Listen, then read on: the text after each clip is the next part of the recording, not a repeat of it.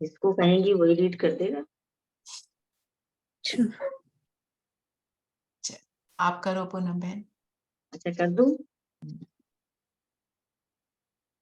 बाबा ने सेवा का मौका दिया तो पीछे नहीं हटना चाहिए। करेक्ट। आप लोग अभी निरंतर सेवाधारी हैं। तो पता नहीं है। मैंने टाइटल भी दिया है ना, आप सब कौन हो? रूहानी सेवाधारी, रूहानी सेवा करते हो। बिल्कुल, थैंक यू। आज बाबा की मुरली है, डेट है आज की मुरली की डेट है 11/7/74, 11/7/74 की। इसमें बाबा ने कहा आज बात है वृत्ति और दृष्टि के चंचल होने की। प्रेजेंट समय भी मेजॉरिटी की रिजल्ट में देखे तो 50% अभी भी हैं जिनकी यही कंप्लेंट है। संकल्प में, स्वप्न में और कर्म में वृत्ति और दृष्टि चंचल होती है, यही कंप्लेंट है।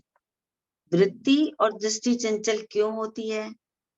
बाबा पूछ रहे हैं, कोई भी चीज चंचल क्यों होती है, कारण क्या अभी है? यही फुल स्टॉप लगाइए, फुल ओके, स्टॉप लगाइए। लगा दिया। अब आपको आंसर नहीं देना है क्योंकि ओके। आपके हाथ में मुरली है। ओके, अब मैं बाकी लोगों से पूछती हूँ कि बाबा ने आज इस बात का क्या आंसर दिया। सबने इसको पढ़ा होगा ना आज, तो बाबा ने इस बात का क्या आंसर दिया? दीदी ओम शांति। ओम शांति।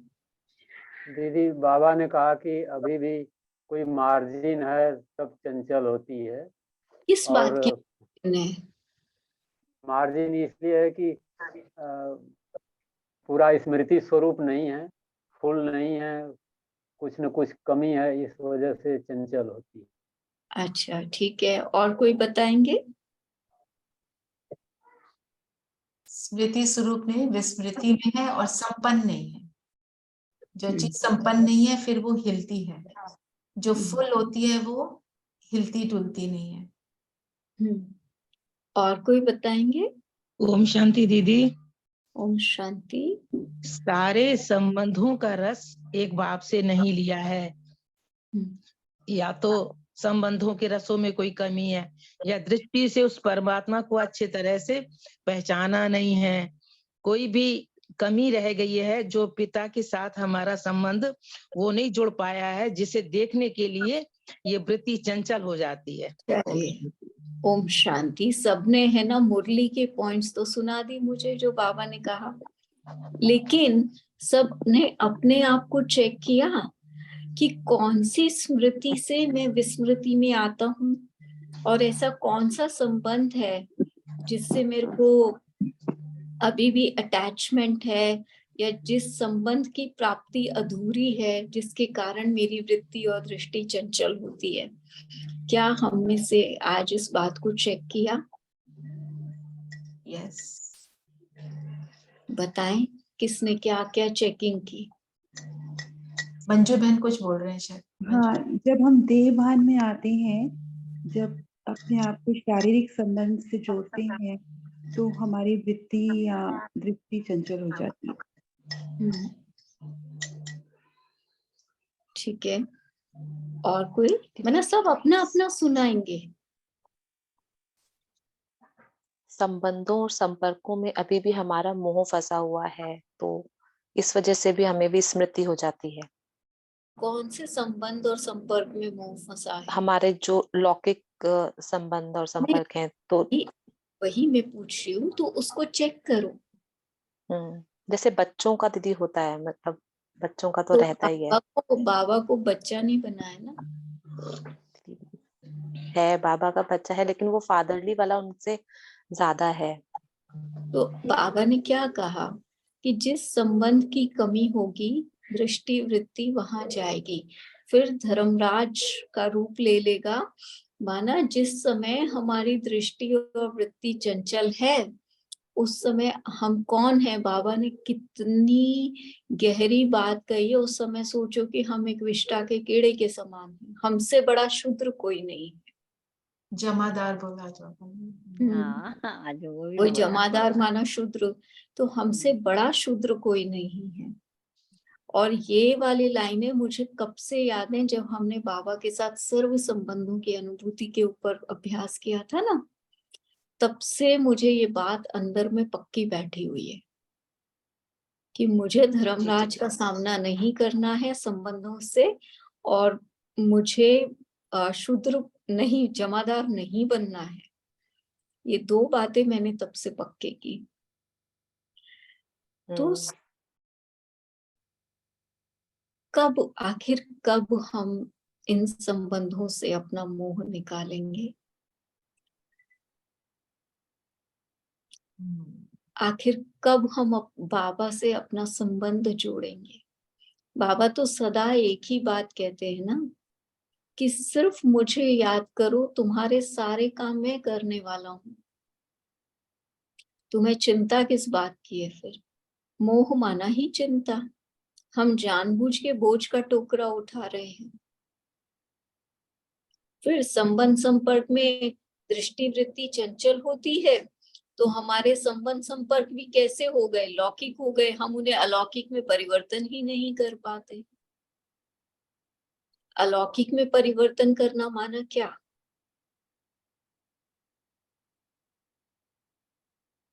दीदी, जितना जितना आत्मिक स्मृति रहेगी और जितनी जितनी ट्रस्टीपन की स्मृति रहेगी, सेवा भाव की स्मृति रहेगी, इन सब के अभ्यास से ही हम लोग इन सब पे विजय प्राप्त कर सकते हैं ना। बिल्कुल। तो मेन है ना, वो कब रहेगी? बाबा ने बोला ना अभी गी गा, कहते ना हर कर्म में अभ्यास, वाचा में अभ्यास। अभी हम लोग सोच इसी के ऊपर कर रहे हैं। और तो दृष्टि वृत्ति की चंचलता जो है ना, दृष्टि वृत्ति की चंचलता क्या खाली मुझे कोई संबंध आकर्षित करता है वहीं तक है, या और भी कुछ है? ये तो एक एस्पेक्ट हो गया, और दूसरा एस्पेक्ट इसका क्या है? उम्मीद रखते हैं ना संबंधों से, आश रखते हैं, कोई ना कोई आस। नहीं, वो एक एस्पेक्ट हो गया है, उसको छोड़ दीजिए अभी। दूसरा एस्पेक्ट क्या हो सकता है दृष्टि वृत्ति की चंचलता? हमारे जो सिचुएशंस में ट्रिगर्स होते हैं ना, किसी किसी सिचुएशन जो है वो हमारी ट्रिगर बनती रहती है, वो बार बार आती है, और दैट आल्सो खींचती है, कर्म खींचता है। हमारा आज मनसा संकल्प पर चल रहा है ना, अभी मनसा निर्विकारी पर चल रहा है ना।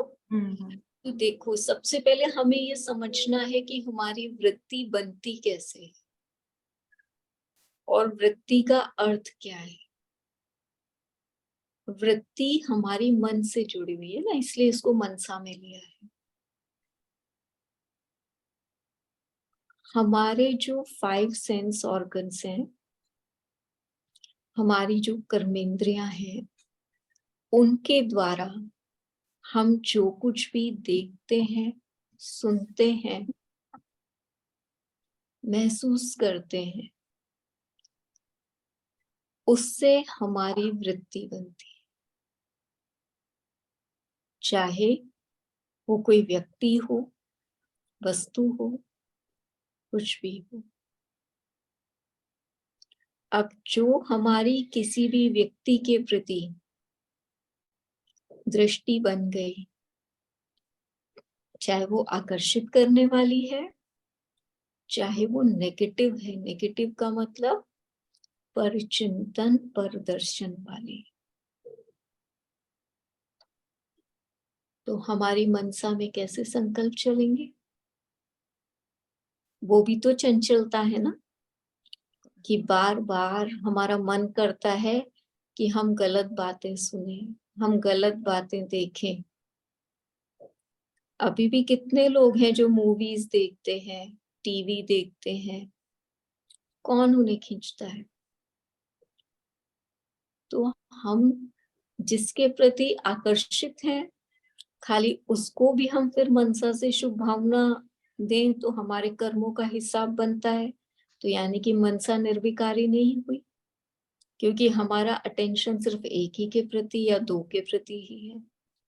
और यदि हमने प्रदर्शन किया हुआ है, परचिंतन किया हुआ है, तो जैसे ही उसको देखेंगे हमारे माइंड में कौन सी रील चालू हो जाती है। तब भी हम उन आत्माओं को शुभकामना नहीं दे सकते, या हमने थोड़ी बहुत दी भी है तो जिस समय हम उनके बारे में गलत चर्चा कर रहे हैं, हमारा सब कुछ कहाँ जाता है और हमारी मनसा में क्या भर रहा है। तो जो कुछ भी रिकॉर्डिंग है वो तो मैंने अपनी मनसा में की हुई है ना, अच्छे या बुरे की, वो मेरी परसेप्शन है, मेरी फीलिंग्स है। जरूरी तो नहीं है कि वो सब गलत हो। तो आज भी यदि हम हर बात को मेरेपन या मैंपन तक ही सीमित रखते हैं तो मेरी मनसा तो बहुत लिमिटेड हो गई, फिर मनसा निर्विकारी तो नहीं हुई ना। करेक्ट। मतलब आपका किसी के लिए अगर मेरे मन में संकल्प चला है आज कि इसने ऐसा क्यों किया, तो वो भी तो मैंने गलत ही किया ना। बिल्कुल। बहुत सूक्ष्म है, बट हुआ ऐसे हमको जैसे निर्विकारी बनना है तो हमको सूक्ष्मता में जाना है। हाँ, तो वो सेकंड का आया मगर वो भी गलत है। हाँ, हमको हर सेकंड इसीलिए अपने संकल्पों की चेकिंग करनी है।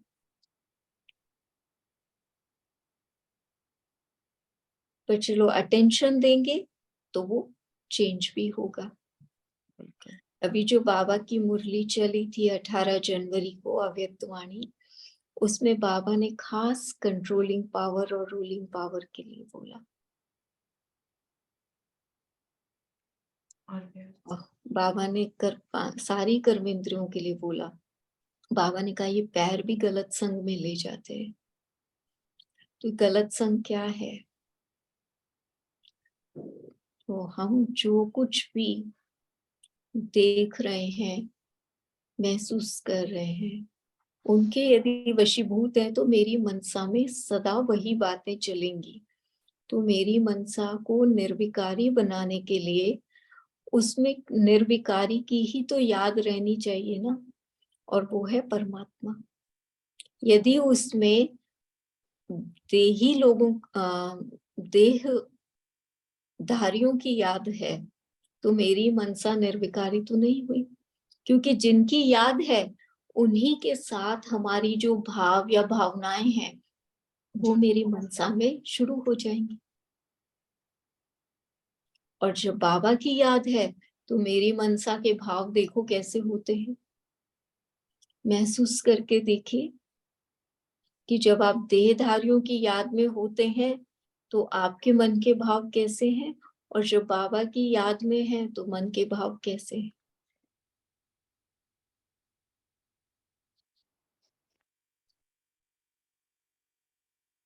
दीदी एक प्रश्न पूछना था।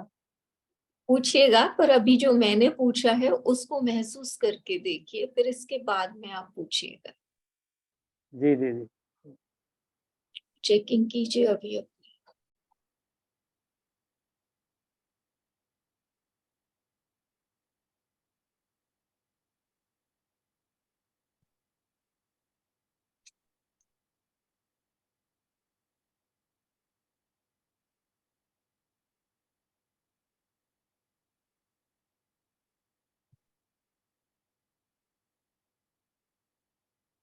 जो आज भी बाबा ने मुरली में कहा ना कि परमात्मा की याद से खुशी का पारा चढ़ता है, क्या वो हमें देहधारियों की याद से भी चढ़ता है, नहीं। या उसमें हमेशा मिक्स्ड फीलिंग्स होती हैं?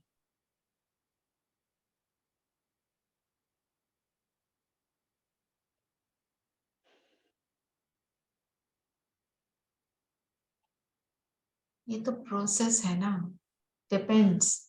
अभी जैसे अमृत वेला की अच्छी स्थिति रहती है 8 बजे तक, मुरली खत्म हुई इसके बाद थोड़ी देर तक, फिर जैसे जैसे दिन प्रोग्रेस होता है तो हमारे संकल्प जब और तरफ जाते हैं, जो हमारे नेसेसरी कर्म भी हैं, तो फिर बुद्धि इधर उधर होती है, फिर हम ट्रैफिक कंट्रोल में अपने आप को चेक करते हैं, चेंज करते हैं, राइट?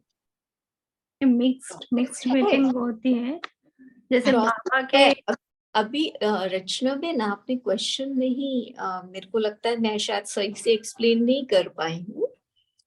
बात ये है कि देहधारियों की याद और बाबा की याद में डिफरेंस क्या है, मैंने ये प्रश्न किया है। Oh, that is the okay. अबीर भाई ने hand raised. जब हम बाबा की याद में हैं, तो जैसे आज बाबा ने कहा खुशी का पारा बहुत ऊंचा चढ़ेगा, क्या देहधारियों की याद में भी ऐसा ही होता है? नहीं दीदी, जब हम बाबा को याद करते हैं होती है ना, मिक्स होती है ना। हाँ, क्योंकि उनका सारा अच्छा बुरा सारा संस्कार, उनका चेहरा सब सामने आ जाता है, तो थोड़ा बहुत विचार चलता है, कभी अच्छा भी लगता है तो वो भी नेगेटिव मिक्स फीलिंग होती है, पर बाबा सिर्फ अच्छा ही अच्छा, जैसे खुशी का पारा चढ़ने वाली बात जो बाबा को याद करने से ही होता है। एग्जैक्टली तो जब हम देहधारियों की याद में हैं, माना बाबा से विस्मृति है, और जब हम बाबा की याद में हैं, तो वो स्मृति स्वरूप होने से मेरी मनसा भी उस समय शुद्ध बनती है। तो मनसा को जब निर्विकारी बनाना है, तो निर्विकारी की ही याद में हमें रहना होगा ना, राइट? तो जो वही तो हमारा संग है। हमारा बाबा के संग कैसे होता है? मनसा से ही तो हम जुड़ते हैं, संकल्प किया, बुद्धि वहां चली गई।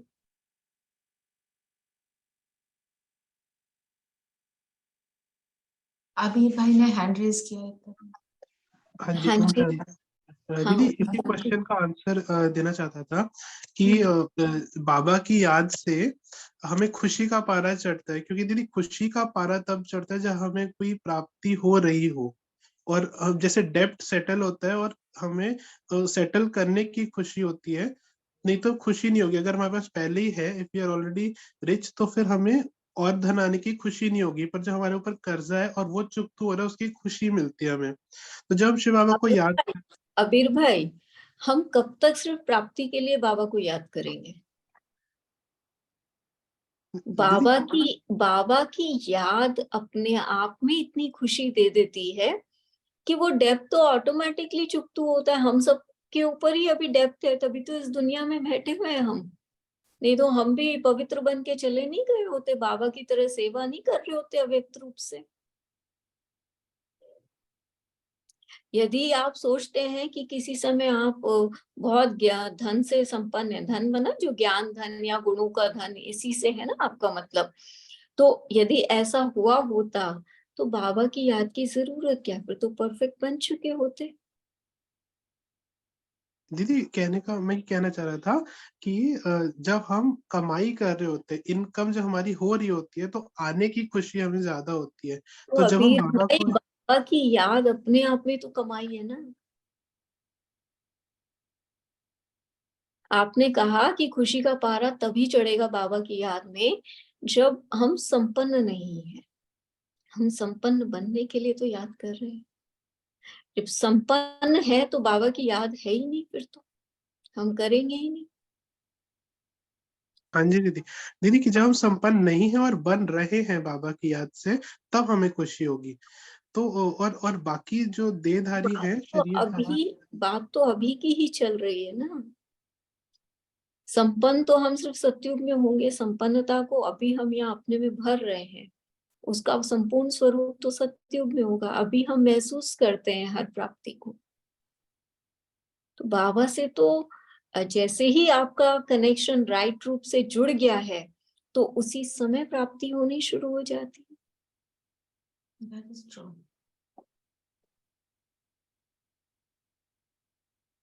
हाँ जी दीदी। और शरीरधारी की याद से ये प्राप्ति हमें नहीं होती है, तो इसलिए खुशी का पारा भी नहीं चढ़ सकता। शरीरधारी की याद से हमें कोई प्राप्ति नहीं, दुख होता है ना उनसे, तो बल्कि दुख ही दुख मिलता है, सुख तो मिलता नहीं, क्योंकि स्वार्थ है। और बाबा की नहीं याद चलो हमने कुछ उनके साथ जो अच्छे पल बिताए हुए हैं, उनकी खुशी हमें जरूर मिल जाती है उनको याद करने से, लेकिन वो भी तो टेम्पररी है ना। टेम्परेरी है, वो भी स्वार्थ की है, थोड़े टाइम की। और फिर हम क्या करते हैं, फिर हम प्रदर्शन करना शुरू करेंगे, ये सब करेंगे।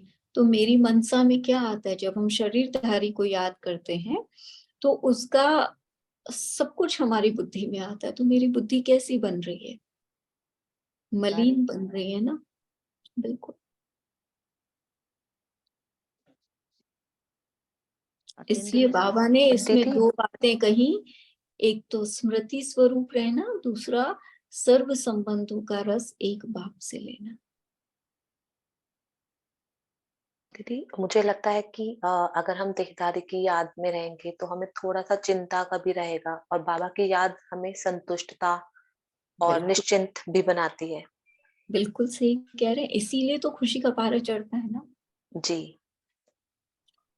देहधारी का तो ये है कि हाथ छूटने का भी रहता है, अरे कब वो चला ना जाए, ये वो सोचकर भी हमें दुख होता है।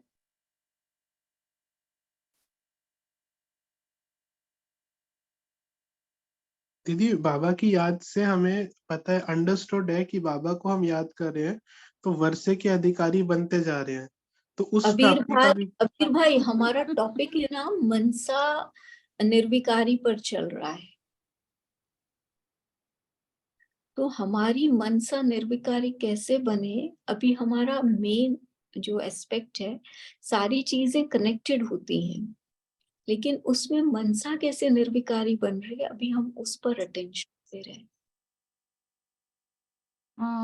आगे का पॉइंट्स में बाबा ने बोला बताया था कि जितना हमारी मनसा क्लीन होती जाती है, बाबा की याद से मनसा निर्विकारी बनती है, इसलिए भी तो खुशी का पारा चढ़ता है, क्योंकि उसमें सिर्फ खुशी खुशी अतीन्द्रिय सुख भासता है, उसमें फ्री हो जाते हैं ना। नेक्स्ट जो पॉइंट्स है उसमें बाबा ने वो आगे के क्लैरिफाई किया है, उसको थोड़ा समझा दीजिए। इसके आगे जो जो पॉइंट्स है ना इस मुरली में, तो बाबा ने इसी टॉपिक के बारे में क्लैरिफाई किया है ना। आई नो, लेकिन जो बाबा ने क्लैरिफाई किया है उसकी डेप्थ भी तो समझनी चाहिए ना। जी जी। ओम शांति दीदी। हाँ जी, ओम शांति दीदी। जैसे मेरा अनुभव है कि जब से बाबा मिले हैं या बाबा का ज्ञान समझ में आया है, तो मैं कह सकती हूँ कि मैं संतुष्ट हूँ, भरपूर हूँ, प्रीति है, और संसार में ये चीजें नहीं मिल सकती।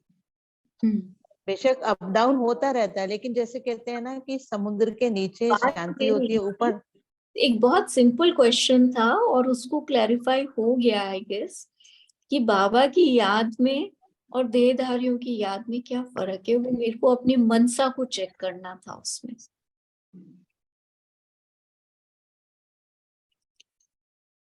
ओम शांति। बाबा की याद में हल्कापन, खुशी महसूस होती है, जो देहधारियों की याद में नहीं होती। ठीक है, चलिए आगे बढ़ते हैं। पूनम बहन जी, अभी मुरली कंटिन्यू करिए। ठीक है। बाबा ने कहा था अभी कि कोई भी चीज चंचल क्यों होती है, कारण क्या है। कोई भी चीज हिलती क्यों है, हिलने की मार्जिन है तब तो हिलती है। अगर वह फुल अर्थात संपन्न हो तो हिलेगी, बाबा पूछ रहे हैं। तो दृष्टि और वृत्ति चंचल होने का कारण ये है। जो बाप ने स्मृति सुनाई उसके बजाय विस्मृति की मार्जिन है, तब हिलती है, वे चंचल होती है। अगर सदा स्मृति स्वरूप हो, स्मृति संपन्न हो, तो वृत्ति और दृष्टि को चंचल होने की मार्जिन मिल नहीं सकती। इसके लिए बहुत छोटा सा स्लोगन भूल जाते हो। लौकिक में भी कहते हैं, बुरा ना देखो, बुरा ना सोचो और बुरा ना सुनो। अगर इस स्लोगन को भी सदा स्मृति में रखो, वह प्रैक्टिकल में लाओ कि देह को देखना अर्थात बुरा देखना, देहदारी प्रति सोचना व संकल्प करना, यह बुरा है। देहदारी को देहदारी समझ उससे बोलना, यह बुरा है। इसलिए अगर यह साधारण स्लोगन भी प्रैक्टिकल में लाओ तो दृष्टि और वृत्ति चंचल नहीं होगी। तो बाबा ने कितनी ऊंची बात कही है कि देहधारी को देहधारी समझकर बात करना ये भी बुरा है। तो हम जरा सोचकर देखिए कि कितने लोगों को हम आत्मिक रूप में समझते हैं और बाकियों को हम देहधारी रूप में समझते हैं।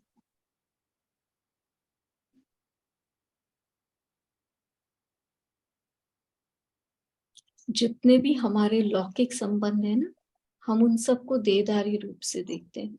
आज तक भी हमने ये परिवर्तन नहीं लाया है कि ये भी बाबा के बच्चे हैं, ये अलौकिक है और हम उनको आत्मा समझकर उनसे बात करें।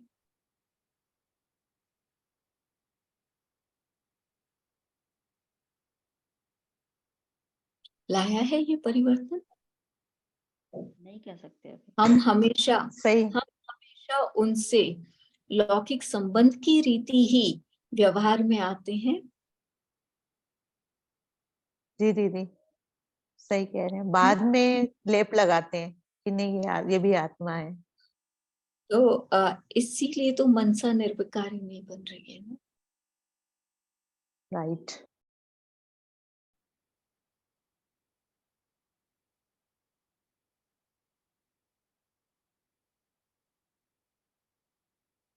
इन सब चीजों पे हमें अटेंशन देना है। मेरी मनसा में उन आत्माओं के लिए जो लौकिक संबंध है उसको मेरे को अलौकिक में परिवर्तन करना है कि ये आत्मा ये भी बाबा का बच्चा है।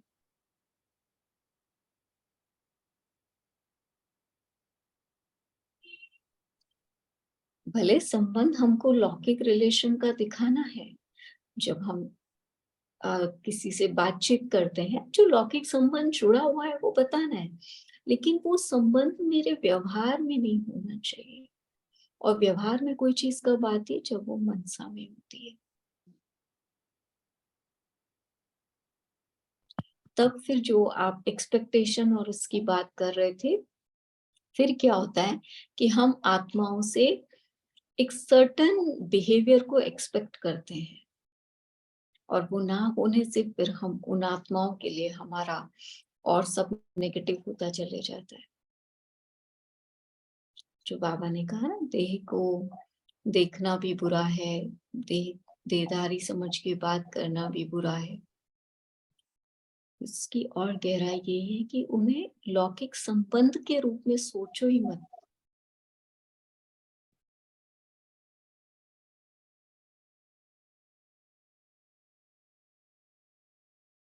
पूनम दिन आगे पढ़ेंगे। जिस समय वृत्ति और दृष्टि चंचल होती है तो उस समय स्वयं को यह समझना चाहिए कि क्या मैंने सर्व संबंधों की सर्व रचनाएं बाप द्वारा प्राप्त नहीं की हैं? कोई रस रह गया है क्या कि जिस कारण दृष्टि और वृत्ति चंचल होती है? जिस संबंध से भी वृत्ति और दृष्टि चंचल होती है, उसी संबंध की रचना यदि बाप से लेने का अनुभव करो तो क्या दूसरी तरफ दृष्टि जाएगी?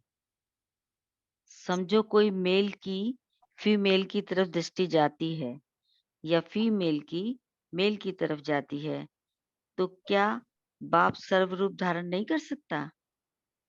साजन व सजनी के रूप में भी बाप से सजनी बन साजन बनकर अतीन्द्रिय सुख का जो रस सदा काल स्मृति में और समर्थि में लाने वाला है, वह अनुभव नहीं कर सकते हो? एक मिनट बा- अभी यही रुकिए।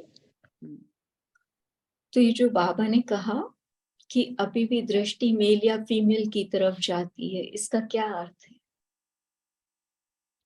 आत्मा नहीं समझ रहे मतलब भाई, इसलिए कहा कि जैसे हमें आत्मिक स्वरूप में हाँ। नहीं रहते तो हमारी भाई भाई की दृष्टि नहीं है, इसका मतलब देहधारी देख रहे हैं।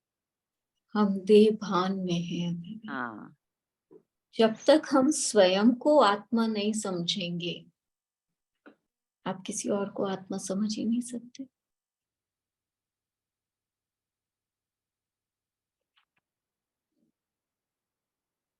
अभी भी पहला पाठ ही कच्चा है, जो बाबा कहते हैं हर बार। यदि हमारा पहला और अंतिम पाठ ही ये है।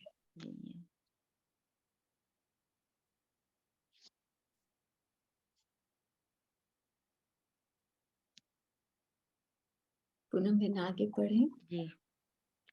बाप से सर्व संबंधों के रस पसने का अनुभव न होने के कारण देहदारी में वृत्ति और दृष्टि चंचल होती है।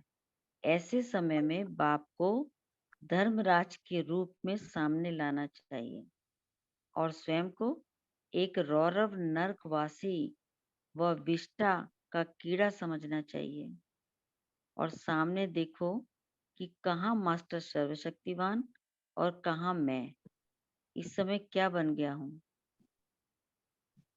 रौरव नरकवासी विष्टा का कीड़ा ऐसे स्वयं का रूप सामने लाओ और तुलना करो कि कल क्या था और अब क्या हूँ। तख्त नशीन से क्या बन गया हूँ। तख्त ताज को छोड़ क्या ले रहा हूँ, गंदगी। तो उस समय क्या बन गए। गंदगी को देखने वाला व धारण करने वाला कौन हुआ। गंदा काम करने वाले को क्या कहते हैं। बिल्कुल जिम्मेवार आत्मा से जमादार बन जाते हो। क्या ऐसे को बाप दादा टच कर सकता है। अभी देखिए, हमने इन आंखों से जो देखा उसको हमारी बुद्धि रूपी झोली में हमने धारण कर लिया और जो बुद्धि रूपी झोली में है फिर वैसी मनसा सदा चलेगी क्योंकि हम उसे धारण कर चुके हैं। तो इसलिए फिर जब हम बाबा से कनेक्शन लगाने बैठते हैं तो कनेक्शन लगता नहीं क्योंकि हमारे पास वो जंग तो चढ़ चुकी है। इसलिए बाबा ने कहा उनको क्या बाबा टच करेगा। बाबा से कनेक्ट ही नहीं हो पाएंगे तो क्या बुद्धि को टचिंग आएगी, क्या क्लैरिटी मिलेगी हमें। कहाँ वो एवर प्योर बाबा। आज बच्चा कुछ गलत बात उसके दिमाग में चल रही होती है ना तो भी माता पिता के सामने नहीं आ पाता है। उसको शर्म आती है क्योंकि उसके मन में गंदे विचार होते हैं। तो हम तो उस परम पवित्र सर्वशक्तिवान पिता के सामने कैसे जाएंगे।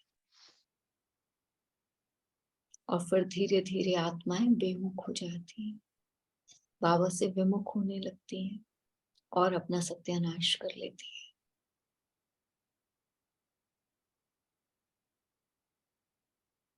फारकती देते हैं।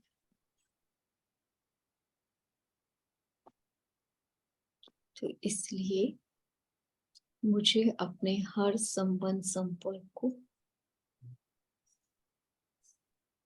अलौकिक में परिवर्तन करना है। तभी तो हम अलौकिक कहलाएंगे ना। नहीं तो हमारी वही लौकिक दृष्टि वृत्ति रही तो ये तो साधारण हो गई और हम फिर साधारण ही कर्म करेंगे, साधारण ही बोल बोलेंगे।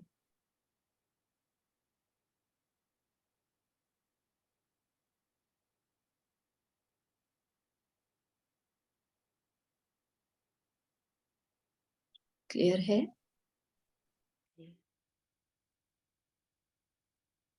रामवंश भाई आप कुछ प्रश्न पूछने वाले थे।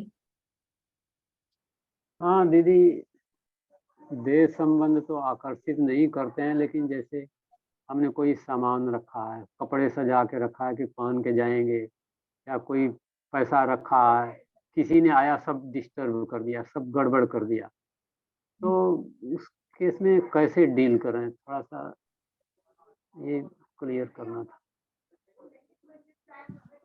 कोई क्यों डिस्टर्ब करता है आपके सामान को और चीजों को। जैसे कि वो किसी की कोई न कोई बुद्धि में या कुछ ऐसी चीज है कि करता नहीं है, लेकिन एक फॉर एग्जाम्पल जैसे कि ऐसी परिस्थितियां आती हैं, तो अगर कोई जैसे कोई हमारी प्रॉपर्टी है, कोई पैसा है, कोई मोबाइल है, कुछ भी चीज मान लीजिए, कुछ ले लिया या कुछ आगे पीछे कर दिया या गुम कर दिया, अब फिर हम तो थोड़ा परेशानी आती है, इसको कैसे किया जाए? तो उस आत्मा के प्रति सबसे पहले भावना कौन सी आ रही है? हाँ, भावना तो ठीक नहीं रहती है, इसीलिए प्रश्न नहीं पूछे रहती है ना। कि इन्होंने हमारा ये कर दिया, ये नुकसान कर दिया, या हमारे को देर कर दिया, या कुछ इस तरीके की। क्या जैसे ही आपको ये पता चलता है कि ये काम इस आत्मा का है, बाबा को शेयर किया कभी? नहीं कर पाते हैं उस समय। तो क्यों? क्योंकि अपनी मनसा में हमने पहले उस आत्मा के लिए एंगर भर लिया, नफरत भर ली। अब ये हमारे संस्कार तो नहीं है। हमारा संस्कार क्या है? क्षमा करना। और हम खुद नहीं कर पा रहे हैं, सबसे पहले बाबा को सौंप दो ये बात है, और बाबा को सौंप के हल्के होके उसे शुभ भावनाएं दो। आज नहीं तो कल, कल नहीं तो परसों वो आत्मा बदलेगी। जी जी।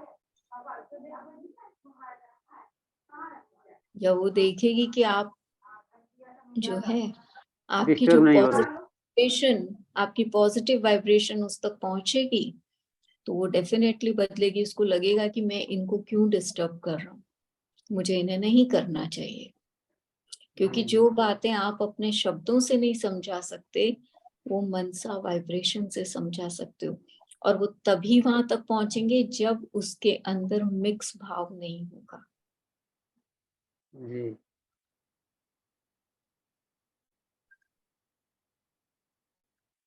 तो सबसे पहले तो उसने जो भी किया वो बाबा को सौंपो, बाबा को बताओ। जी।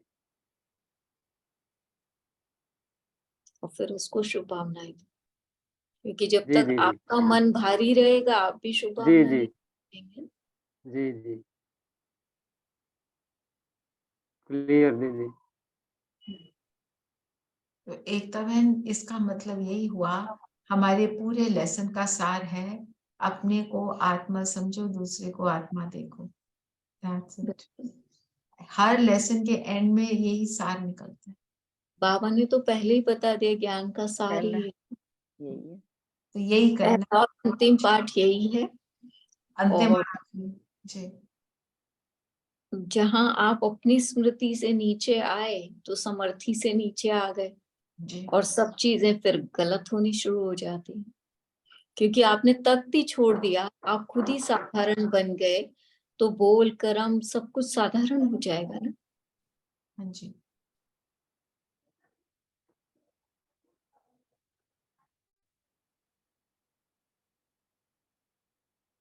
इसलिए मनसा को निर्विकारी बनाने के लिए अभी जिन भी आत्माओं के प्रति कुछ भी रहा है, उन आत्माओं को भी बाबा के हवाले करो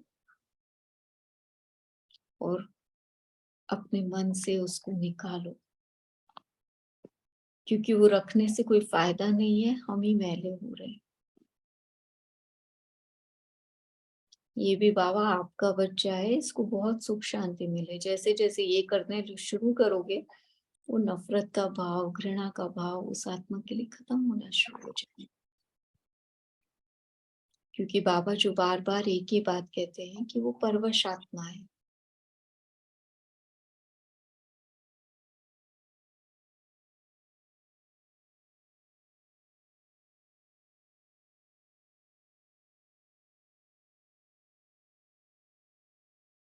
यामिनी बहन ने क्या मैसेज भेजा? It is easy to forgive but how to forget.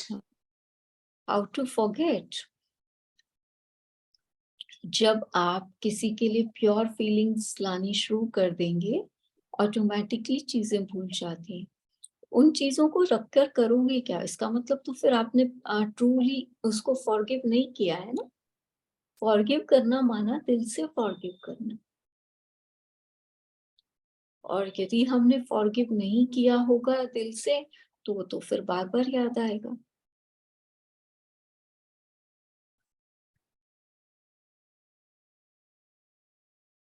तो जब तक हमारा भाव ही शुभ नहीं होगा तब तक हम फॉरगिव नहीं कर पाएंगे।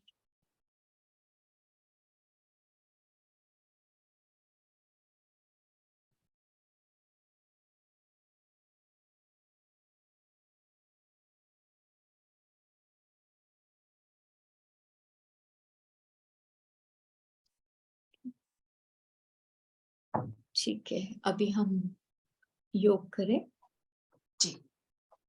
दीदी आज पता चल रहा है कि कौन से लेवल पे अभी हम हैं। तो मुझे ऐसे लग रहा है कि आज का ये लेसन से आपके ने जो आज समझाना चाहती हैं आप, उससे अपनी स्थिति का पता चल रहा है कि कहाँ हैं अभी।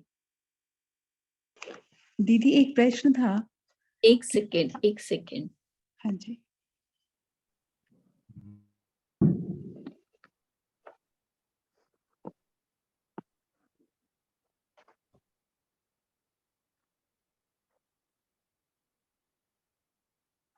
हाँ जी, पूछिए, प्रश्न क्या था आपका?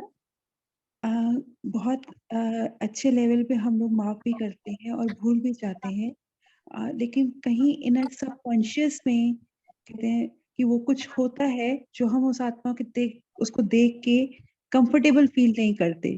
फिर हमें ऐसा महसूस होता है कि उससे वाइब्रेशंस अच्छी नहीं आ रही, पर कुछ अंदर होता है, वो याद भी नहीं होता बहुत बार, पर अनकंफर्टेबल फील होता है किसी किसी को देख के। उसके लिए क्या पुरुषार्थ करना चाहिए? देखिए, जरूर उसके प्रति कुछ मन में भावना तो रही होगी। हमने अपना कोई परसेप्शन तो क्रिएट किया हुआ होगा, तभी हमको उस आत्मा से ऐसी भावना आती है।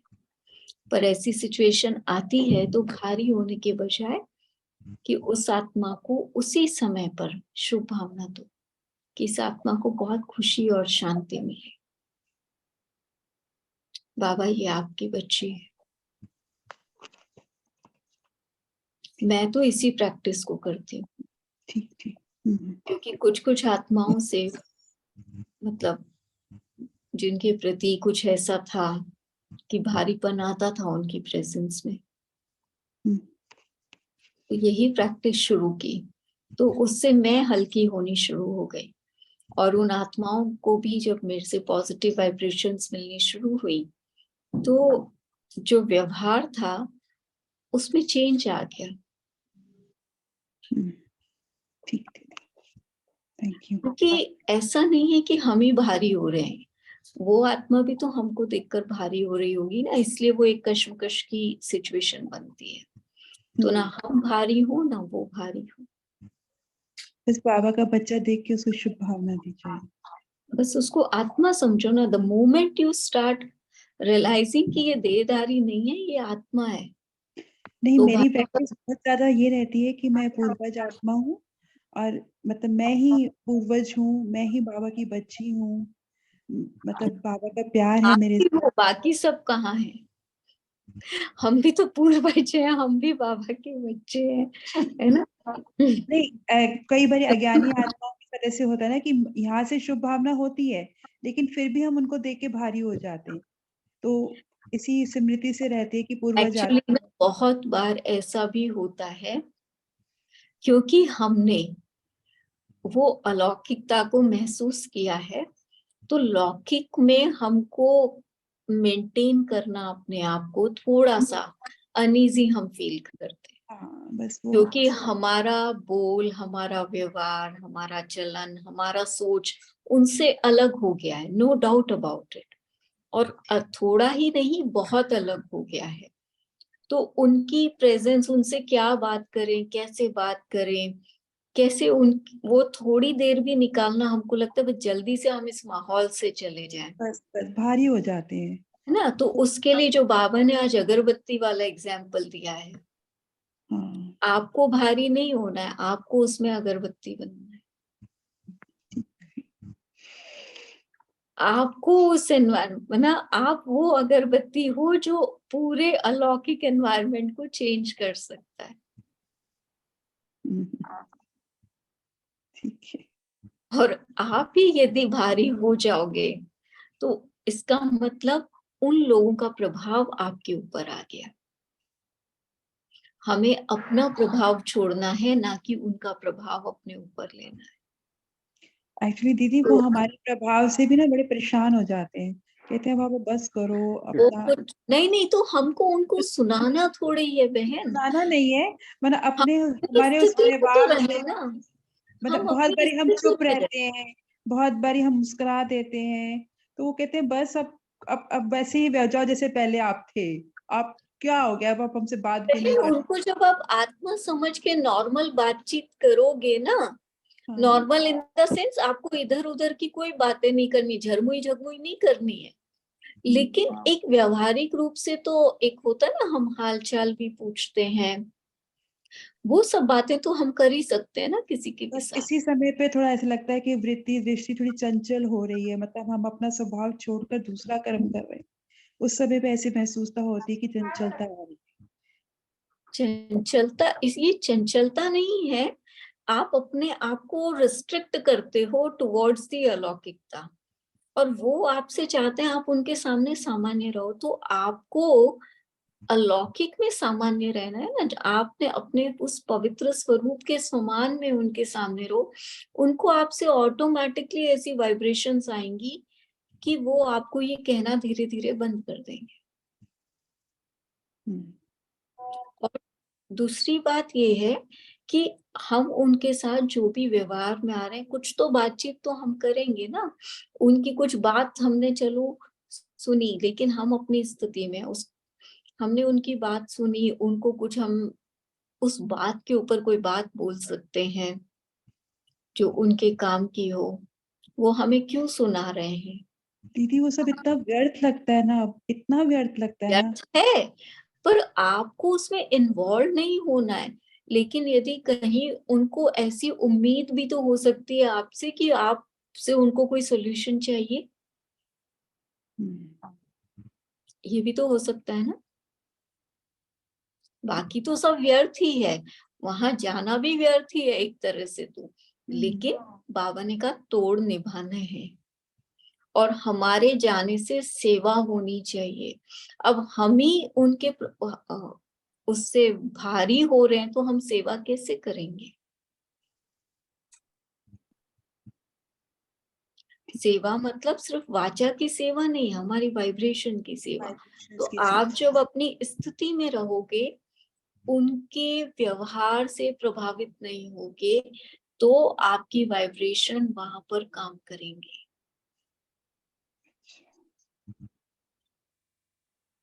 ठीक है, अपनी स्थिति में मतलब अपनी आत्मिक स्थिति में शुभ भावना अपने के पवित्र स्वरूप, अपने स्वमान में रहो, और वो सम्मान। आत्माएं कुछ भी कह रही, नॉर्मल हो जो बाबा, इनको बहुत सुख शांति मिले, ये भी शांति का अनुभव करें। बस अपना उसमें रहो, जितना उसमें रहोगे उनको ऑटोमेटिकली ऐसी वाइब्रेशंस आएंगी आपसे कि वो ये सब बोल ही नहीं पाएंगे जो वो कह रहे हैं, उनको अच्छा लगेगा, कहेंगे अरे आप आया करो, आपके साथ बैठकर अच्छा लगता है। हम लोगों ने महसूस की है ये बातें, और बाकी तो देखो हर प्रकार की आत्माएं है ना, और यदि आप पूर्वज आत्मा हो, तो पूर्वज आत्मा को तो सबको फेस करना ही है, वही कर उसके रहे तो सभी बच्चे हैं, तो वो किसी बच्चे से भारी थोड़ी होगा।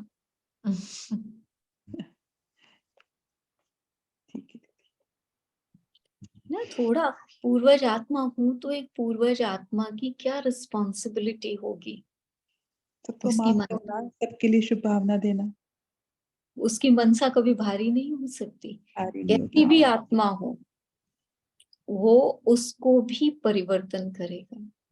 तो इतना परिवर्तन, इतनी रियल, जब हम पूर्वज आत्मा बन जाएंगे ना, तब ये चीजें चेंज होंगी। इसलिए अपनी मनसा में उनका प्रभाव नहीं आने दो, उनका प्रभाव आने से मेरी मनसा में मलिनता आनी शुरू हो गई, और हम डिस्टर्ब हो रहे हैं, वो एंजॉय कर रहे हैं, और हमें करना क्या है?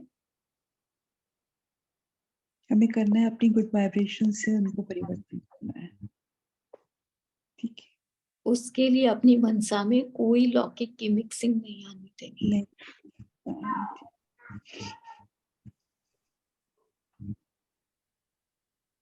थैंक यू दीदी। हमको ये प्रभाव भी नहीं आना चाहिए कि मैं लौकिक में जा रहा हूँ तो मेरे को कलर्ड पहनना पड़ रहा है या क्या। बाबा कहता है ना कि हनुमान जूतियों में भी बैठते थे। बाबा कहते हैं कोई भी कलर के कपड़े पहन के जाओ, लेकिन रूहानियत आपसे आनी चाहिए।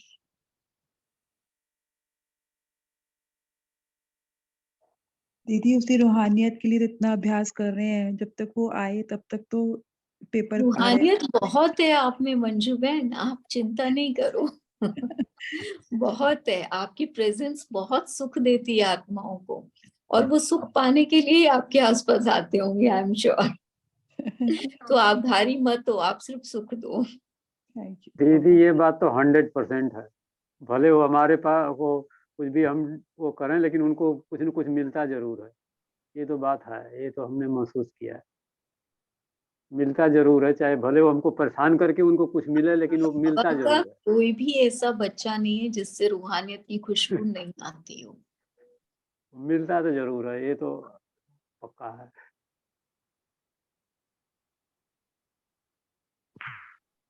वो लोग ना सिर्फ बाबा के बच्चों की सहन शक्ति की परीक्षा लेते हैं, लौकिक वाले। सही बात है। अभी ये बात बहुत दीदी सही आपने एकदम बोली। क्लियर सच सही बात गई, सही गई। फैक्ट रख दिया वो निकाल के, आपको सब अनुभव। माया के रूप में आते हैं ना।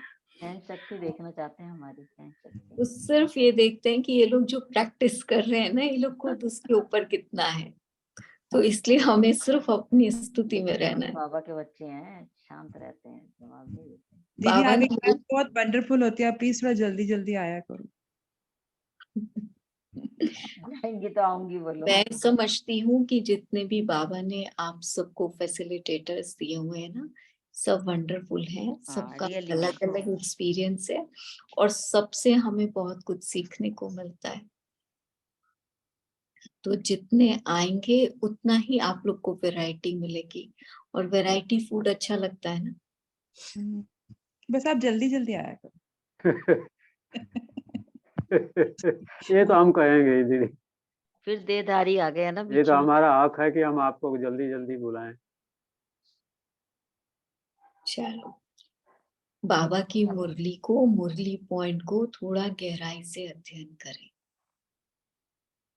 जितना आप उसकी और गहराई में जाएंगे, हम उसको सिर्फ ऊपर ऊपर या शब्दों तक लेके खुश ना हो जाए। तो सभी लोग स्वयं से इस प्रैक्टिस को करिए, तो फिर आपको हर एक फैसिलिटेटर की बात ना अंदर तक जाएगी। क्योंकि चाहे मैं हूं या कोई भी है, हम सब बोल तो बाबा की मुरली से ही रहे। कुछ भी मेरा अलग से तो कंटेंट है नहीं। जो बाबा ने हमें समझाया, मैंने एज इट इज आप लोग के सामने रखा है। तो सभी ऐसा ही करते हैं। तो जितना आप खुद गहराई में जाएंगे, आपको सबसे प्राप्तियां होनी शुरू हो जाएंगी। ओम शांति। अभी चलते हैं प्यारे बाबा के पास, क्योंकि समय मुझे लगता है मैं आती हूँ तो थोड़ा ज्यादा हो जाता है। नहीं, हमको वो ज्यादा पे कोई चिंता नहीं है दीदी, नहीं, हमारा आपको सफल नहीं है होता ना है, रामवंश हमारा भाई, सफल होता है ना दीदी। भाई जी पूरा ग्रुप है ना, हर आत्मा तो अपना समय नहीं दे पाती है, तो हमें समय का ध्यान तो रखना चाहिए। नहीं वो बात तो ठीक है, मैं लेकिन म्यूजिक लगा दूं एकदम। हाँ जी, साइलेंस म्यूजिक लगा दीजिए।